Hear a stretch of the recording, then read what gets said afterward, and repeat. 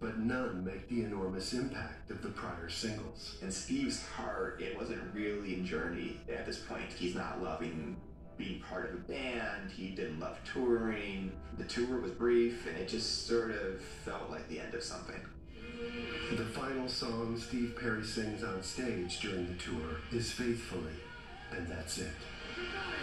So the Raised on Radio tour wraps up in Alaska, and the band's manager tells them he wants to add 15 more shows. Steve said no and refused to do it. Steve Perry did not enjoy being a famous rock star. He didn't want to be on this roller coaster. He wanted to walk away from it, which is really unusual. Most singers, it's their dream to be the front man of the biggest band in the country. But for him, it was just pressure. He was more fragile than he seemed to be, and he ended it. In 1987, the man whose unforgettable voice catapulted Journey to global superstardom simply quits the band. I re-entered the Earth's atmosphere without heat tiles on my face. I was burning on the way in, okay? It was very, very uncomfortable because I realized how much fame had sustained me and how it was something that can't float my boat solely. I can't make it the only thing that makes me feel okay.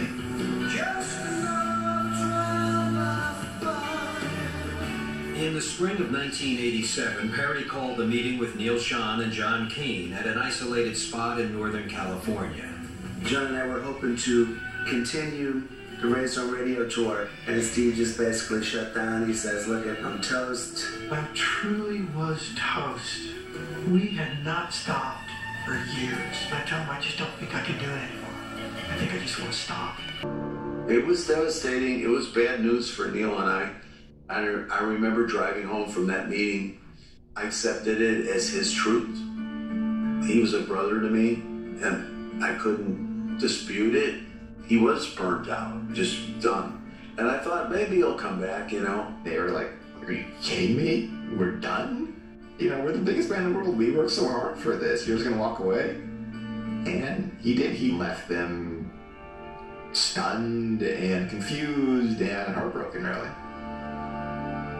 At the top of their game, Journey simply disappeared, leaving fans to wonder where they'd gone. People wanted an easy answer to a question that was hard, and there was no easy answer for it.